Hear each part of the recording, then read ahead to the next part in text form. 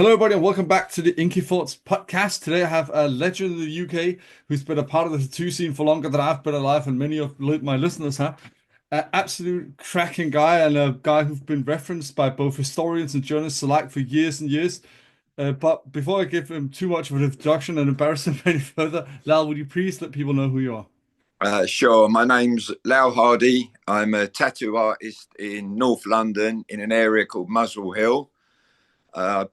I did my first tattoos in 1978, but I consider 1979 to really be when I started.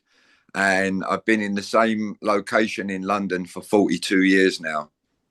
Damn, that's few people who can say that they've been in the same, like, no matter what job it is, few people can nowadays say they've been in the same location for 42 years.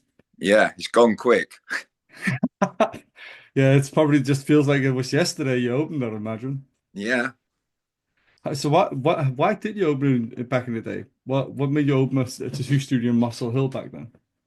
Well, Muscle when Hill. I first was tattooing, I was tattooing prior to open a shop, but gradually as business, got busier and busier, I realized I couldn't be working out of a bed sitter like this.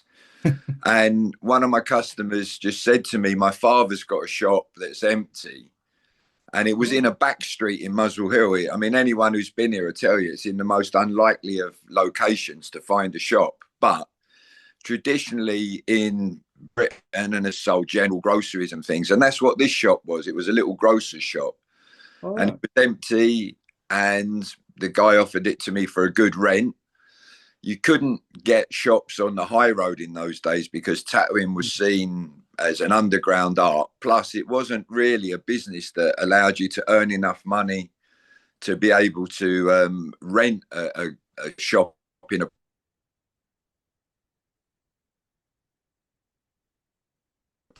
prime started coming the need to move.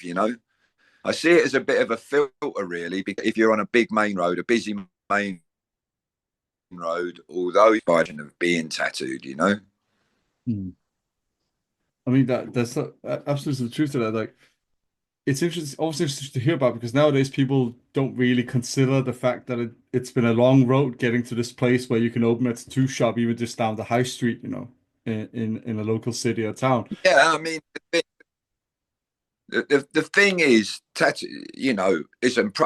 I'm one of those people, you accept that progress happens, time Mm, changes, yeah, the absolutely. demographic changes, your customer base changes. But tattoo studios years ago were a place where if you went to a town and you saw a guy with sleeves, that was most likely the tattooist.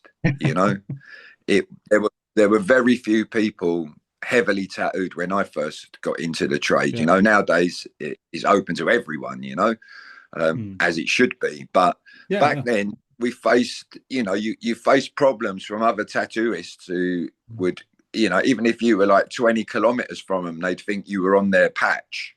I mean, I was threatened in the early days, and for part of my career, I was fierce about anyone opening up near us. But now, I mean, someone's just opened up the top of the road from me. I mean, it's a free market, Mm. and you just got to be able to, run a business, accept that there is competition and that there's going to be times that are busy and times that aren't. I mean, through my long career, I've experienced three different lots of recessions under different governments where I've seen Mm. tattooing, the money that you make from it can be quite a struggle. But Mm. because when I first started, I had to do a different job to supplement being able to have a shop. Wow. I worked as a trash man in the mornings, going out, emptying people's rubbish bins. So I'd be out 6 a.m. in the morning, working till 12, doing that as a 6 hour shift, have a shower, then come and open my shop in the afternoons and Oh, weekends. you know, You know? So when people say to me, that's you're quite right. lucky, I always say, yeah, it's amazing how lucky people who work hard are, you I know? mean, that's the thing. Like, you make your luck a lot of the time. Well, You work for those chances. the tattoo world has changed a lot. I mean, Mm. there are people that now, because of social media, there's loads of ways that people are looking for Mm. angles to promote their businesses or to Mm. get publicity. And it's not for me to really decry the ones that I think where people are selling their souls a little bit, because everyone is out there trying to make a living. But you know, I've said it a lot of times in interviews and that, if you were to take any tattoo studio now, new tattoo studio, and say to those people, imagine that when you came to work tomorrow, you had no mobile phone, no internet, no iPad, no Mac, no ready-made needles, no ready mixed colors. It was such a primitive world, thinking back to when we first started. And there was a lot of innovative tattoo artists then, because the supply of it wasn't the same as it is now. So people were like looking at ways of making machines or what they could adapt to use in their studios.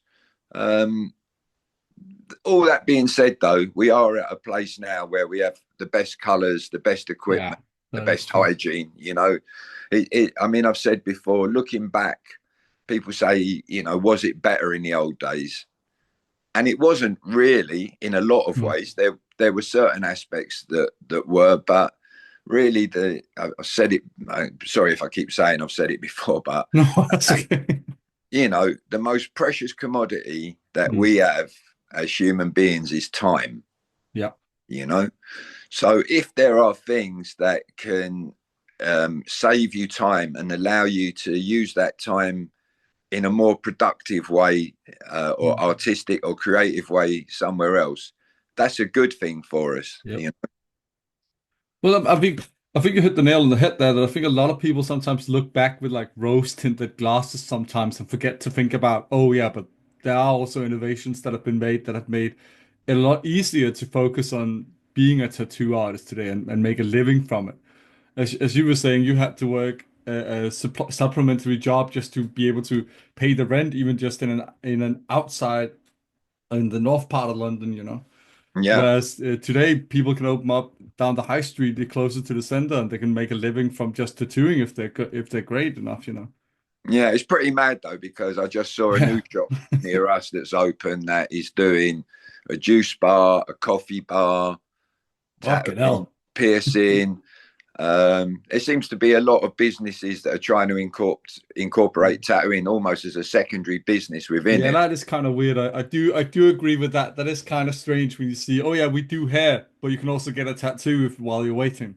It's funny though, because when I was tattooing in the punk rock days, Yeah. there used to be an arcade in the next town to where I lived, and it had this big building in it. And I was thinking, you know, I would love to have had on different floors, like a tattoo studio, a hair Mm, studio doing the punk rock haircuts, and a record shop. You know, back then, I mean, I could right. never have afforded it, but my own shop now is just pure tattooing. You know, Yeah. that's all we do. And I'm lucky because an old time tattooist told me many years ago, if you get the opportunity to buy your studio, buy it. Mm, yeah. So it took 25 years of hard slog, but you know, I was able to buy the building. So now I Yeah. can take it a little bit easier. Yeah. Um, you know, I don't tattoo as much as I used to. I mean, this year I'm 67, so you know, you slow down a bit. I mean, Um, you got it. I mean, as much as we would all love to keep going till we're in the grave with whatever we do, I mean, time catches up to all of us, right? yeah, I mean, I still like coming into work and I like Mm, being around the environment. I mean, people say to me, "Oh, why don't you retire?" But you know, I see a lot of people who retire, and I think unless you've got something to really occupy your mm. mind and to give you a purpose, it's, you know, I mean, I don't know. I just like coming to work and Yeah. just having a laugh with the people that are here, to have the interactions with people coming in. I mean, yesterday I had an old time tattooist come down with one of his customers who's a young guy who's getting tattooed. It was a real great dynamic. You know, he was talking about his early days in the trade, and he came from a totally different area, and it was a totally different story to mine, you know. Wow. But the characters that he was talking about, the names, the situations that he'd been in, it was fascinating to relate stories and things. Mm. There's 50 other tattooists that never really speak up. They either don't get interviewed or perhaps they don't feel comfortable doing it, but they've all got stories. There's loads of stuff out there that people haven't heard about. There's loads of interesting people. There's loads of fantastic tattoo artists who really have never had the sort of publicity, if you like, that they deserve, really.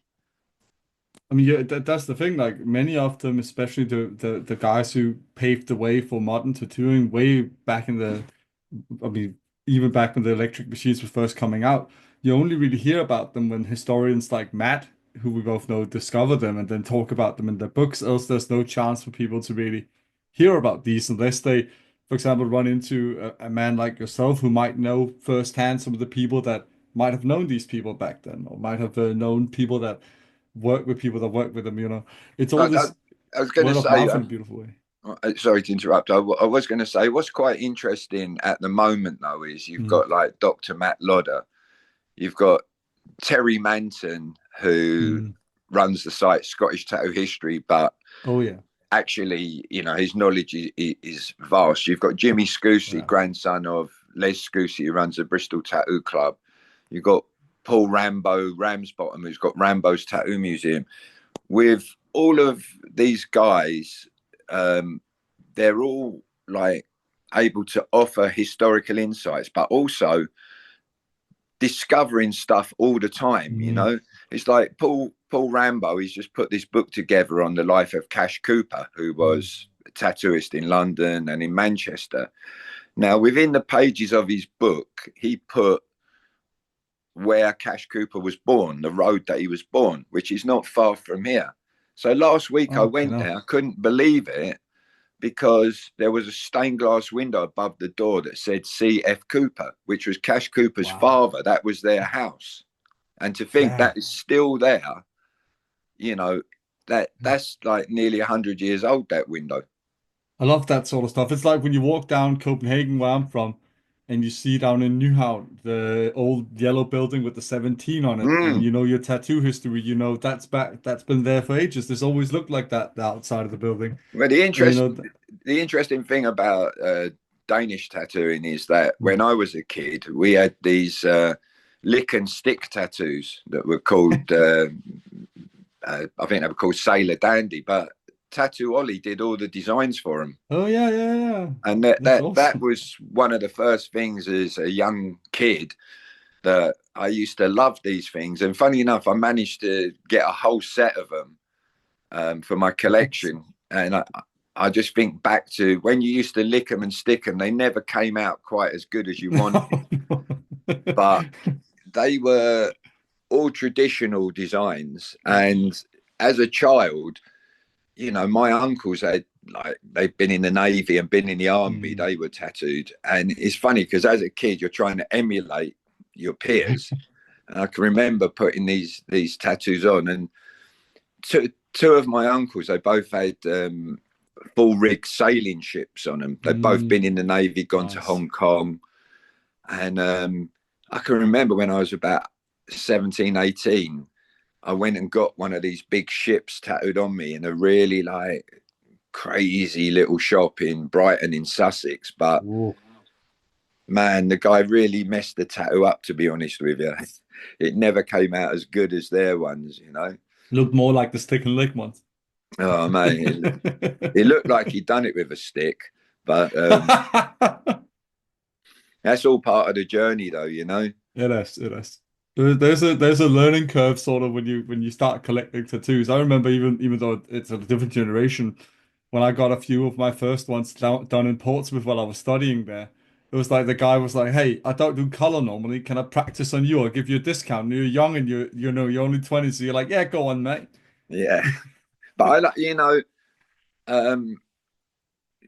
I remember, and it sounds a sort of a horrible analogy to make, but when I left school, first of all, I was working as an apprentice painter and decorator. And the guy who was in charge of us all, he was talking once and he said, I find ugly people really interesting. And looking at that now, I actually find ugly tattoos, or if you like, out of shape tattoos, quite interesting. Just now, before we came on here, I discovered this production sheet from the 1960s with all these skulls on it, and they're all out of shape and they're not right, but there's an aesthetic to them that's really interesting, and I'd love to tattoo them on someone. You know, because nowadays we can go on you know, Pinterest or Google. We've got all the greatest reference that we've ever got, but the old time tattooists, first of all, loads of them were self-taught. A lot of the stuff that they did was representations from just within their own mind, or trying to copy other people's, or they just trawl through books and magazines trying to find reference that they could use. Many of them used to just cut the pictures out and put them in scrapbooks. You know, and one of the funny things is, I mean, I used to have an almost photographic memory. When we were younger, before mobile phones, we could remember everyone's telephone number. Us old people, we could remember everyone's landline number by heart. And it's the same thing when I had this huge library of books of reference. If somebody came in and said, I want a gargoyle, 9 times out of 10, I could go, yeah, it's in that book. Or if they said, you know, I want a zebra, it'd be like, oh, it's in that book. Now we just go straight to Pinterest, you know, which makes life easier. Oh, absolutely. But one of the things that's happening now is you see a lot of images which are being used by artists around the world, which is just the same thing rehashed, you know. And sometimes they even get it wrong. I don't know if you ever heard about the wolf skull, where at one point zoologists discovered people were tattooing this thing they thought was a wolf skull. And then it turned out they'd all, without knowing what a wolf skull looks like, copied a raccoon instead. Well, you know, it's the same as everyone's getting this tattoo going, hey, look at me, I've got a tattoo of Zeus and it's Poseidon. Yeah. I saw that once where a guy came up to me and said, oh, I got this Greek god tattooed on me. And I said, that's not a Greek god. I've studied philosophy. That's fucking Plato, mate. Yeah. But you know what? Ultimately, I mean, I saw a guy who had a tattoo of Gandhi on him. Yeah. But it was actually Ben Kingsley playing Gandhi. You know? But the main thing is, if a person is happy with their tattoo and it brings them joy and they like it, then that's a great tattoo. It sort of becomes part of the story then. It's the great tattoo and it just becomes part of it, you know. And there is, I mean, you know, loads of artists are trying to attain to be the best that they can be, which is, you know, which is a great thing. But there's also within the tattoo world, I feel, the experience of being tattooed. You know, I mean, I'd much rather, I think, get a tattoo in a place where I felt really comfortable and had a really great time than get a, you know, in inverted commas, a better tattoo in a place where they made you feel like a real jerk or you made you feel uncomfortable, absolutely. You know? Yeah, I mean, absolutely. Part of it has to be that the person feels welcomed within to that studio, you know? And that's one of the things as well, I've got to say, nowadays there's loads of, you know, in the nicest possible way, younger artists that are trying to trade on we're an all-inclusive studio. Well, you know what, loads of us have been inclusive all our tattoo careers. You know, there's in my studio, we never refuse to tattoo anyone except if they want political tattoos, facial tattoos, or tattoos that we think would cause them a problem, you know. But other than that, everyone's been welcome here. You know, it doesn't matter who they are or what they want to be, you know. If they come in and they want to be tattooed and it works, then we get on and do it, you know. Yeah, it's beautiful. I mean, that sort of also fits with the what tattooing was about, you know, in those days as well. It was the outsider status in a way as well, you know. You know, sort of fit so well about, with the punk rock, you know. Yeah, but even before that, for when I was a young man first getting into tattooing, you know, there were loads of different scenes within tattooing that, you know, people would never understand it now. I mean, if you're gay now and you want to get a tattoo, it's not a problem. No. But there was prejudice back in the day. A few tattooists I was friends with, that they had like big gay clientele, and you would you know, maybe at some of the conventions and that. I remember when we put on Dunstable convention, Mr. Sebastian came along and loads of the people that were around his scene started coming, and it was a safe space for them. And you started to talk to these people, and there were like underground tattoo clubs. There was one called Tiger in London.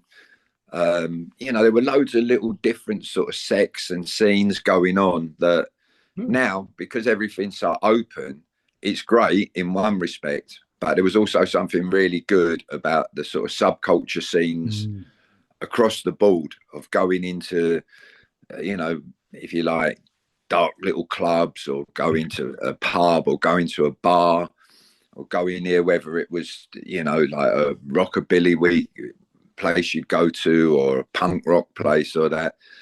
And we've seen through my tattoo career, when you look at things nowadays, there's every type of tattooing is available, and there's experts at all of it.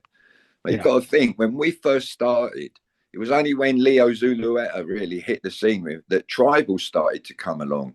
When you know, a lot of the things trace back to Ed Hardy doing Tattoo Time magazine. The impact of Tattoo Time magazine was immense, you know, because they highlighted the sort of Chicano style tattooing that Jack Rudy, Freddie Negretti, Mike Brown were doing, the tribal work that Leo Zulueta was doing, the big Japanese work that Ed was doing, the stuff that Bob Roberts was doing, Greg Irons. And there's loads of different tattoo styles, a kind of trends that have been lost between 40 years ago and now. We forget barbed wire armbands were a big thing because of Pamela Anderson. Dusk till dawn sleeves. I mean, there was a time when there were more dolphins as tattoos than there are dolphins swimming around in the ocean. You know, there's been so many biomechanical, you know, Celtic work. So many chameleons on the shoulder and stuff like that. Yeah, so much stuff came along, and in those days, you had to be able to do every type of tattooing. I always say about a friend of mine, when I went to America in 1982, and you know, I'd seen a bit of East LA because I got tattooed by Jack Rudy. And I came back and I said to my mate, you know, listen, these guys do this amazing black and grey work. And he was like, what, you can get the same money for just using black and grey as you can for full colour? And it was like, yeah, you know, he couldn't believe it, you know. And what a bargain. You know, I mean, the thing is, when I just got rid of loads of tattoo magazines, you know, because they take up so much space in there. But when you look through them and you look at a lot of the quality of the work, you can see how advanced tattooing has become. You know, but you also see what was really popular, and it's really funny, you know, fucking bright coloured bendy tattoo machines were all the rage one time. Wizards were a big thing, you know. So we've, you know, tattooing is a constantly evolving art form, and I think at the minute it's in its best place and probably in its worst place, you know. And I think that the next couple of years are going to see a lot of people fall by the wayside with it, because I think that I said to someone the other day, you know, if you're not used to having a life where once upon a time you just lived on beans on toast, you know, then you're going to struggle if you've only had caviar, because a lot of tattooists have only had good times. They haven't experienced the bad times. And with tattooists, because you get paid every day, you budget on a 24 hours, you know, where most people get paid once a month. So tattooing, you know, there's some interesting things within tattooing that people are going to have to face. I also think that, you know, where we saw the REACH compliant inks and that. And, you know, these guys saying it's alleged that you can get cancer from tattooing. There will be people who have got agendas that want to try and stop tattooing for whatever reason that is. And, you know, we can see how governments act. So I think it's really important that, you know, as a trade, we're all aware that there are going to be some tough times, but we will get through them. Yeah, I would say so. I mean, just look at the history. Tattooing always seems to creep back up again, and it always seems to be there. It seems almost constant with people throughout millennia now, maybe even longer. Like The tattooing really big attracts us. the main thing I always say when people start to want to try and curtail tattooing too much is I always just say, you know, if you do that, if you drive it underground, you will not control it. Yeah, You know, that's the thing. you got no control over it. And you know, if you're a tattooist and it's in you to create that art, they can tell you can't do it. They're not going to stop you from doing it. You know, because it's in you. And tattooing is such a really weird thing that for human beings, you know, look at we find Oatsy frozen. You know, he was tattooed. I mean, you think how many people must have been tattooed whose bodies no longer exist. You That's the thing. know, We can never know, but you can assume that I mean, without the same prejudices that came along with a religion many times, there might have been loads more people tattooed, you know? yeah. Like, I mean, we can only guess, but we at least know that people have tattooed themselves for millennia. And it seems to just constantly attract us as human beings, marking our skin in that way. Well, you know, I've said this a lot as well. You know, human beings are never satisfied with how they look, right? Oh, And that's borne out by the fact that you know the hair industry, the tattooing industry, the cosmetic industry, the plastic surgery industry, the gym yeah. industry, all of these things. It's as if you know, if you're 5'9", you want to be 5'10". You know, it's like if you weigh 15 stone, you want to be 14 stone. It's like we all want to change ourselves, and there's always been this thing within human beings to do that, and tattooing is just Yeah. one of many forms that is used to Yeah. you know change our appearances. We all want to sort of embody who we deep down feel like we are. And some people go work out a lot, some people do a lot of crazy hair, some people do tattoos and piercings and that, you know? Yeah, some And people are lucky some that do all of the above and they go really crazy. some people are lucky that they've got hair to do crazy hair with. I mean, I wasn't gonna mention it when you were talking about punk rock hair earlier. Yeah, well, it was good while it lasted. Yeah, I can imagine. But I mean, you were on the punk rock scene quite a bit back then, so I get why you talk about it. It was very connected to tattooing as well, especially in Britain. Punk rock and tattooing went hand in hand at a time. I think for myself, I found the you know the whole subculture scenes of all of them really Mm. interesting. Um, Traditionally, people thought that you should just be into one thing. Either you were a Mm. teddy boy, or you were a skinhead, or you were a Yeah. rockabilly, or a punk. But I found that all of the music of these genres I loved. The people within it I loved, and I found it really interesting. I really liked the actual image of punk, the aesthetic of it, as Mm. well as a lot of the attitude that went with it. So Yeah. I remember at the tattoo studio I was working at with this old guy. He was saying, you know, when you do a tattoo, why are you putting an earring in the woman's ear? You know, because they wanted to just do the minimum requirement and get Mm. paid.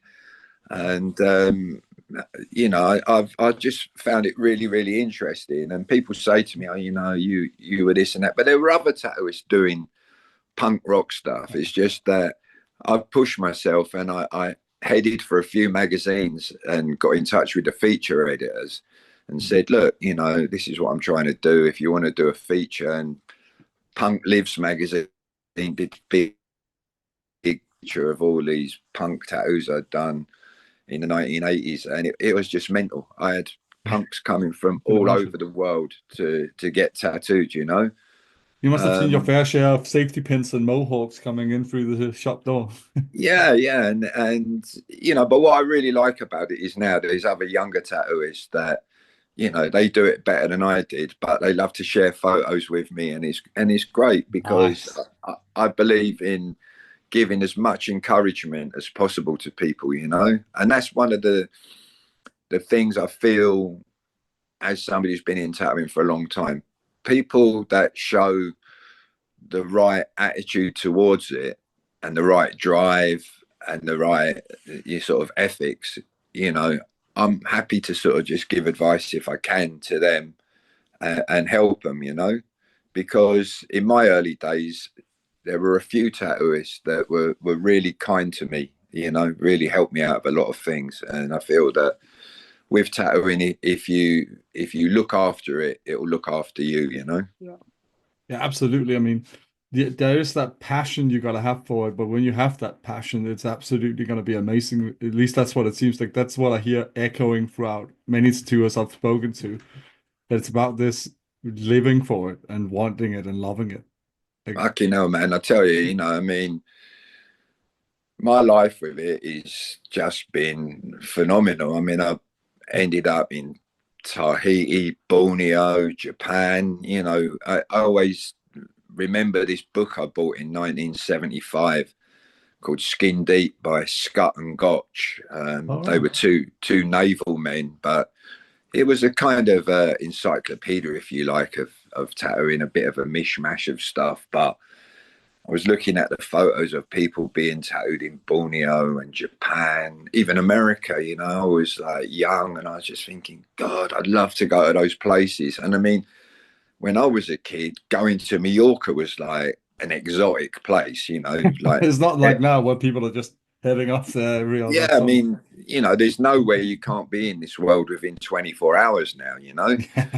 But I was reading this book. I mean, Cindy Ray was in there, you know, and I Wow, was no. thinking, oh my God, Cindy Ray. I just looked at these pictures of her, you know. I stayed at her house and tattooed her at the dinner table, and she tattooed me, you know. It's That's the awesome. that's the dreams that have come true. The names that were in that book: Ed Hardy, Ron Ackers, Dennis Cockle. You know, I met these people, got to sort of hang out with them, got to listen to them, see them work, and that, you know. So, and even now, I get really excited by new discoveries. I mean, Yeah. Terry Manton wrote that book, Pioneers of British Oh yeah, Tattooing. yeah, Man, that book is just incredible. And you know, every now and then, me and Terry are in contact and exchanging information. I mean, he is Sherlock Holmes of tattooing, man. How yeah. he finds I've out spoken to is, him at the Scottish convention once. He knows so much stuff. mate, his knowledge is just absolutely unbelievable. Unbelievable. Absolutely. I mean, and you know a lot of the people from your generation as well from all over and share these his stories. I know you've been well acquainted with Stephen Wrigley, for example, from Glasgow and all and those guys. Yeah, yeah. Funny enough, me and Terry with Les Bowen from Australia, it was to raise money for a cancer charity. But each of us spoke in the evening. I think there was like the staff of, I think they said 38 tattoo studios were the audience. And Yeah. we put visuals up on these slides, and then we were just talking about different things, you know, different histories, our own experiences in tattoo. And it was a fantastic night, really good fun, you know. I was living in Glasgow at the time. I sadly didn't make it up because I had a different thing, but I was going to go to that actually. Well, isn't, is it? Yeah. But it sounded like a cracking night, just all these the two sharing their history and different Yeah, it was experiences and all that. great fun. I can only imagine. Do you have anything coming up? Like, do you have?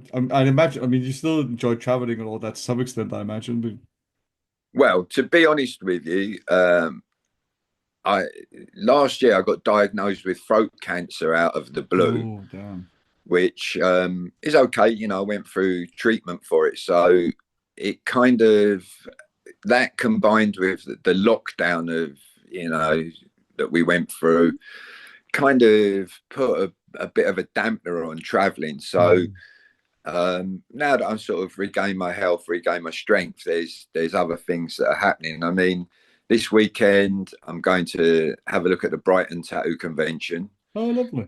Then I think in 2 weeks' time I'm at a meeting in Sheffield, a tattoo meeting in Sheffield. The following week I'm working in a studio with a guy called Sean Obden.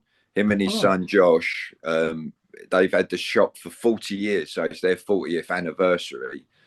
So I'm going down there because they've created a part of the studio as an old style shop. So I'm going to do some Oh, just nice. traditional work there. And then in April, I'm putting on an event. It's There's a pub called the Horseshoe in London, All and right. 70 years ago, the London Tattoo Society that was formed by Cash Cooper, they had a meeting in this pub. There was Jesse Knight, Rich Miggins, Lone Wolf, Les Scousy, Cash Cooper, some of the real most Yeah. famous people at the time. And this little pub is still there. So I said to people, just come along. Um, there's no tattooing there. It's just strictly for people who like tattoos. All just come and talk with each other. Nice. Um, there's a load of old time tattooists coming there, some that people haven't heard of, but guys that are in their 70s and 80s. Yeah. Hopefully, Doc Price is going to be able to make it That because would be he's amazing. How old is Doc by now? I mean, he's Doc's been. Doc's in his 90s, but he's the last remaining member of the original London Tattoo Society. You know, so That's incredible. so I went to the pub and just, I think the governor of the pub, first of all, didn't know what to make of what I was saying to him because he was unaware. But then I showed him a load of photos of the Nice. meetings and he was like, wow, it's fascinating. So I think, I'm just doing it during the day from 1 o'clock till 8 o'clock. And just people can come along. I got some little souvenirs to give to people if they turn up there. Yeah. So I think that'd be a nice day. And then later in the year, there's Bristol Tattoo Convention, which Oh, yeah. is that's I my hear good favourite. things about that one. Yeah, it's my favourite tattoo convention. I got a lot of friends in Bristol, so it's almost, we always laugh. We always say it's the Brizzle family. Um, I sort of go up and see them, spend a bit of time up there. So you know, life is always busy. I've got another book that it's all on the computer, just of designs from Jock's Tattoo Studio. So I've put this book Oh, together called From the Walls of Jock's.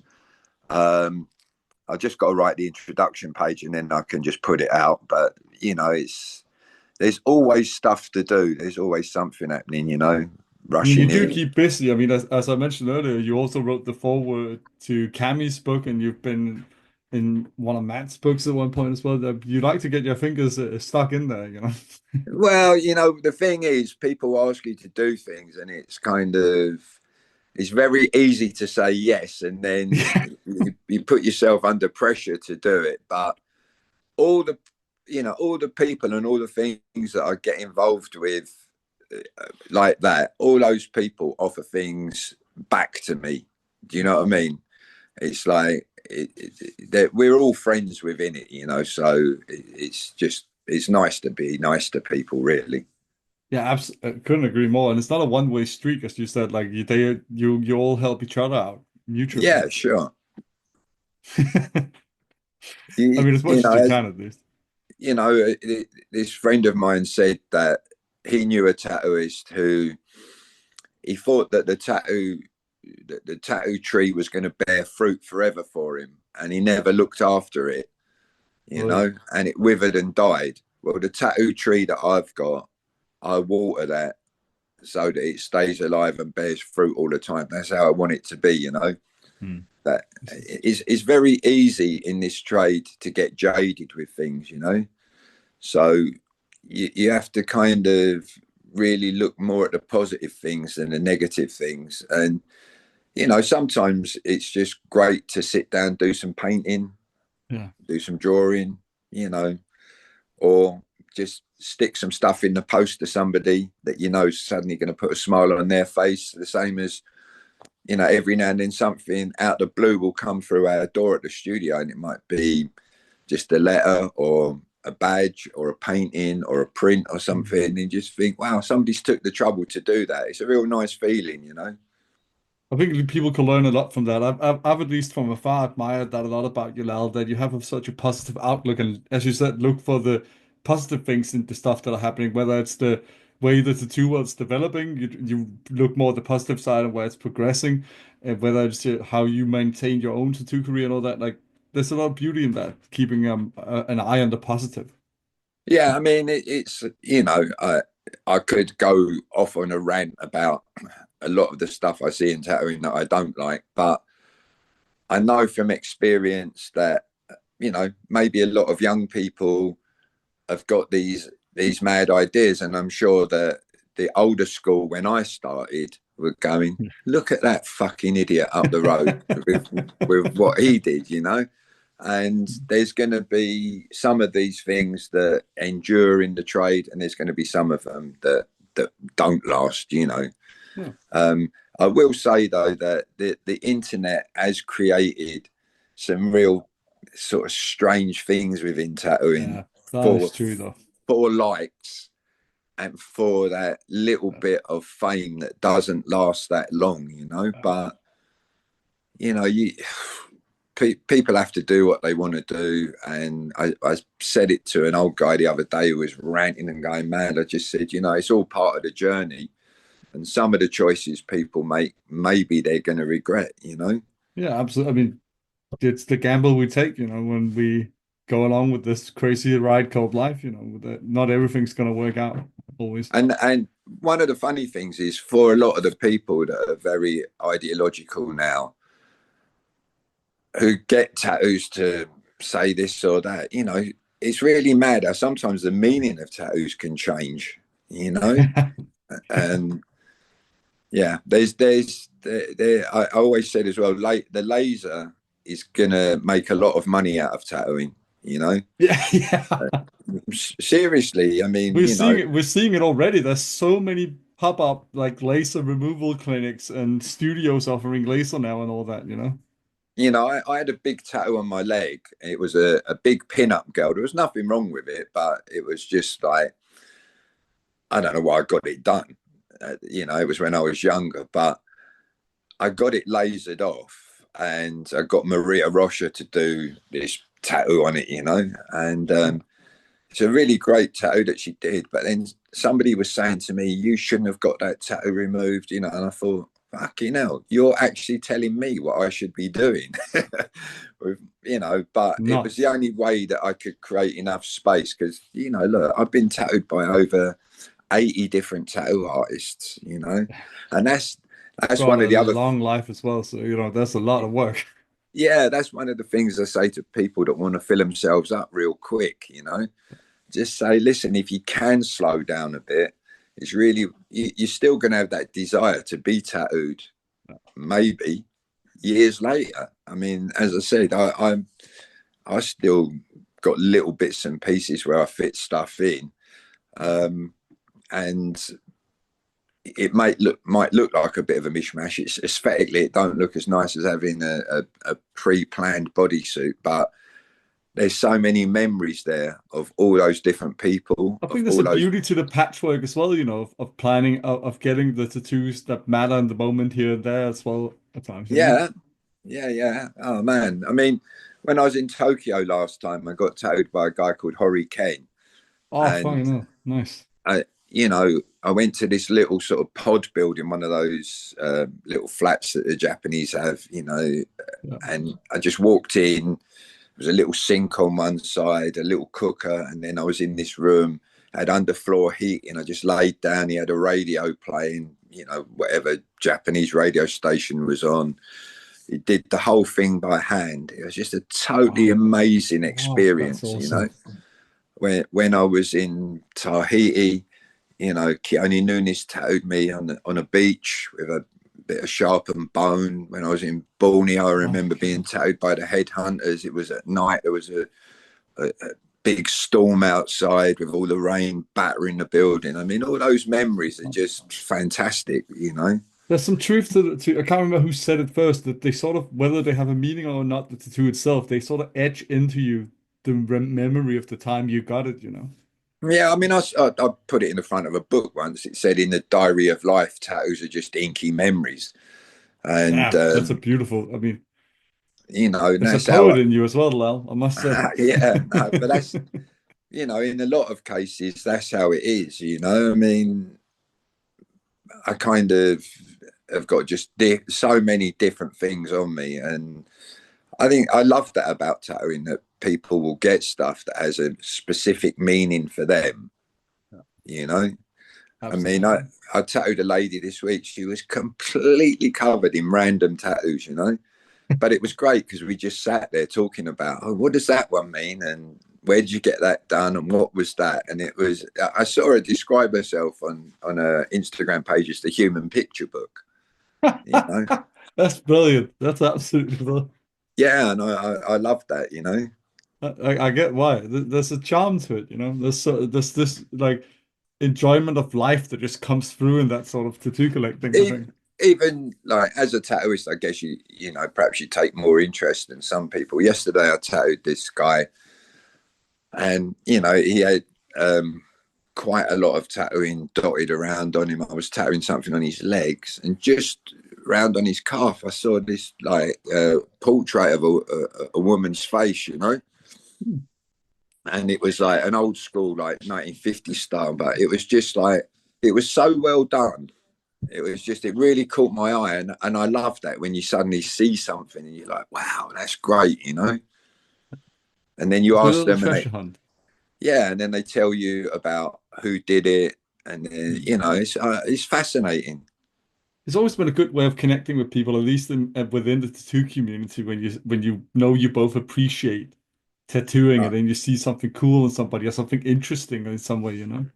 Listen, I was in Santa Barbara with Dennis Cockle, 1982, and an old guy called Ray Mellor. Ray was an old Englishman who he had worked in the tea business in India, Yeah. but he had tattoos on him, but not really that visible. And then as he got older and retired, he brought them down his arms a bit more. And there was myself, Dennis, and Ray. We were walking along in Santa Barbara, and suddenly there was a big gang of Mexican looking sort of kids coming along. And this is all before mobile phones. So I just had an SLR camera around my neck. And I saw these guys looking at us, and then one of them said to his mate, "Fuck, that old dude's got tattoos." And I just said that they were all tattooed. And I said, "Hey guys, you mind if I take a photo of your tattoos? They look beautiful." Next thing, these guys were all posing, showing their tattoos. They got talking Oh, to us, and then they were like, "Oh, you've got to come to our friend's tattoo studio." And I felt that, you know, the fact that we were all tattooed, although we were from different continents and, you know, different backgrounds, it suddenly linked us together. And we had a similar experience in Tahiti with a place called Tiki World. I was with my friend called Naresh. He's part Indian, so he's quite dark skinned, and he looked a bit like one of the natives, if you like. But we went to this place, and there were these tattooed guys there, and they looked really fed up. I just said, "Can we take a photo of you?" And they were just looking, and I'd had these badges made of the great Omi's head, and I had some in my pocket. I said, "Can I give you a badge each?" And they looked at it because it was a little tattooed head. Next thing, they just opened up. They went and got a van. They took us to they took us to goodness. all the tattooists on the island. Oh, It was goodness. just amazing, absolutely amazing. And then they were like, "Oh, you know, we have to work here for the tourist industry, and we hate it." And they Yeah. said, but it was as if they met some people that had a common interest with them. It was absolutely fantastic. We spent a whole afternoon with them. Nice. And then they went and got their cameras. They wanted to take photos of us and that. So, you know, it was quite funny, really. Yeah, no, I get that. I mean, I've always felt that beauty of it, even in my generation. That's, you know, that's why we go to conventions as well. It's so fun to meet people from all sorts of different areas and backgrounds and countries and then share this love of tattooing, you know? Yeah, I mean, I went to India. There's a friend of mine. His name's Dave T from Bolton, and he spends loads of time in India. He knows loads of tattooists out there. But our big thing was to try and find the street artists, you know, the ones that Oh, right, yeah, yeah. just sit on the floor tattooing. And we found this big old sort of festival that was going on, combined with a massive fun fair. It was a crazy place. And we met these tattooists. I actually bought the machines off the guy. Um, it was incredible to see how they work. I mean, totally unhygienic and that, but there was a great, Yeah. to me, there was something really interesting about it, you know, because Yeah. we tattooed out there, but in a really upmarket shop, you know, Oh, right, yeah, yeah. but I still loved going to the bus depot, the whole hustle and bustle. they were charging by the inch for the tattoo, by the centimeter, as you'd say. It was just totally amazing to be there, and to sort of, we had a guy who was acting as interpreter for us, and Yeah. just trying to make a deal with these guys to buy the machines. In the end, more and more people were coming. End up with this massive queue around us everywhere. And the guy who was our interpreter, he was going, I think it's too expensive. They were like 20 quid each, but to them Fuck, people. And I said, just give him the money, will you? And let's go, because he's getting a bit mad round here, So yeah, but it was funny because I'd taken. And it sounds mad. I'd taken rubber gloves with us. We'd taken medi swabs and all that. So we had to clean all the machines, to make sure they were, put them in plastic bags Yeah. to bring them home. But those machines, to me, it's just a thing. Those, what we're talking about being innovative. These guys had made those machines. They weren't shop bought ones or supplier bought ones. They'd actually made them, and some of them have decorated really, like, with coins and beads and that. It gives them a real beauty. Yeah, absolutely. There's always been something really nice to the old homemade machines and stuff like that. Oh yeah, for sure. I mean, I've seen my fair share of them as well. I remember a woman called Erica from America who worked here in Copenhagen, also had a studio in LA. And she always loved to show me the machines. She was in her 50s at the time, late 40s, 50s. She loved to show me the different old machines she had, because she knew I had this fascination with the history of them sometimes. And the one had an old silver dollar for the adjustment.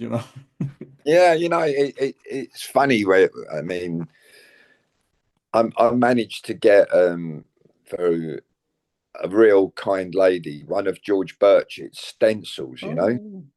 and Wow.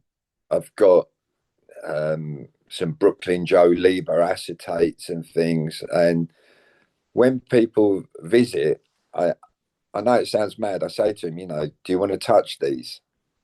And, and they're like, why? And I said, because those guys were gods of the tattoo world. And maybe there's a bit of mojo in there, to think that George Birchett held that stencil, pressed it onto somebody's arm. It's just, to me, it's like unbelievable. It's wild to hold a piece of history like that. Like, I absolutely get that. It's mad because, in Britain, where famous people have lived, they make these blue plaques, and Yeah. they put them on the wall, and it will say, like, Oscar Wilde lived here in such a time, or whoever. And George Birchett was born in Brighton. Yeah. And I found out where the house was, so I got one of them blue plaques made myself, and went Nice. and stuck it on the wall and took a photo of it, and then rung on the doorbell and said to the people, you're probably unaware of this, but this really famous tattooist lived here. And they were like, really? And I was like, yeah, this is a plaque if you want it. And I put it on the internet, the picture of it, and then people started getting in touch with me and going, where's this house with the blue plaque? And it's like, oh, well, Man, they've taken them. so the blue plaque's inside the house, but this is the address of it if you want to just, see this little house where he was born. That's amazing. You took it into your own hands. Yeah. Man, fucking incredible. That's also quite punk rock, to be honest, to be like, hey, you may not know this, but this is important to what I do. Yeah. Man, Well, it's like it's a young tattooist called Martin Grimwood. He sent me a message and just said, I've located Sutherland MacDonald's grave.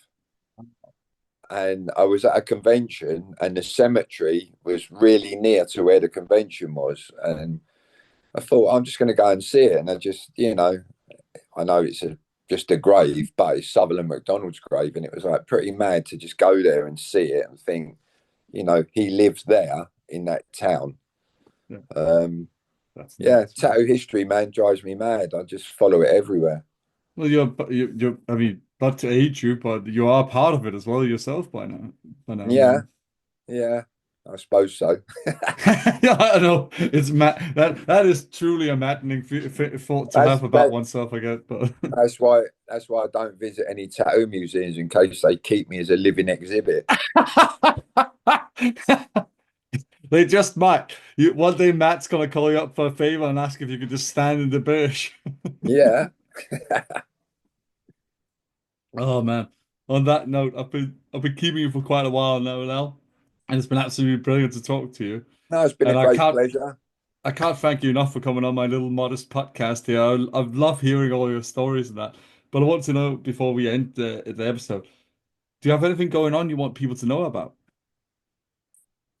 Not really. I mean, most of the stuff I just put on my Instagram. Yeah. I do run a private site on Facebook called Knights of the Round Shader, which is Oh. it's like a history site. So Mm. if anyone has got tattoo artist friends, they should ask them if they're on it because they can join them to it. I mean, I'm maxed out on friends on Facebook at the minute, but it's called Knights of the Round Shader. So if there's tattooists and people interested in tattoos on it, they can just join them. And it's quite a good little community. There's stuff gets Mm. put up every day from people from snippets about tattooing to the latest books that are coming out. Ah. We try and keep it historical and collectors items. But Lal Hardy is my Instagram, and Mm. anything I'm doing or anything that I find of interest, I put on there. I like to post stuff that perhaps within the tattoo world people don't see. One of the things I Ah. put on recently was about the juvenile prison system that used to exist in Britain called the Borstal system, because that had its own tattoo world within it. Mm. People were like, wow, we've never seen this documented before. Ah. So there's still stuff, I like to put stuff up on there that gives people a little bit of interest, aside from tattoos. So if they just have a look on there, they can follow us. That's awesome. And that's always you're located in New Wave Tattoo, like you've been for many, many years. Yeah, New Wave Tattoo is the one for photos from the shop, but Lal Hardy is the one that is a little bit more Mm. to do with tattoo history. Fantastic. It's been All such a right. joy to have you on, Lal.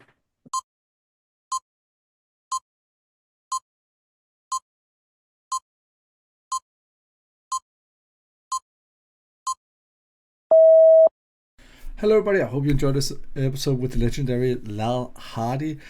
What a great guy. What a legend, as I said. A guy who's been in the tattoo world for over 40 years, longer than I and probably a lot of you listening or watching have been alive. And he sure knows a lot about it and has been a pillar of modern British tattooing for a great deal of time by now. And it's worth to notice as well that Lal has quite the positive outlook on the future of tattooing and the younger generations. Of course, as he talked about, there's stuff he could point out that he might not be happy about, but he wants to keep a positive outlook, and I think we can all learn from that because it just moves everything forward in a better way. But enough about Lal for now. Next time we're returning to the Tattooed Academic sub-series, but we're also going to be talking about tattoos in the workplace, as that is the specialty of my guest next time, which is Alyssa Grokert, a PhD student at the University of Kingston, Ontario in Canada, who is soon finishing her PhD but has already become quite known on social media by now, which is ironic because at the time of recording she was not. But for her work and the way she's quite incredible at communicating social scientific theory around tattoos and other stuff in a way that's digestible for people that don't necessarily do anything in academia or the sciences. So yeah, next time's going to be a great episode too, and I hope you'll tune in for it, especially if you're curious about what Alyssa might have to say about tattoos in the workplace and how things might be changing or why things indeed are the way they are. So yeah, stay tuned for next time.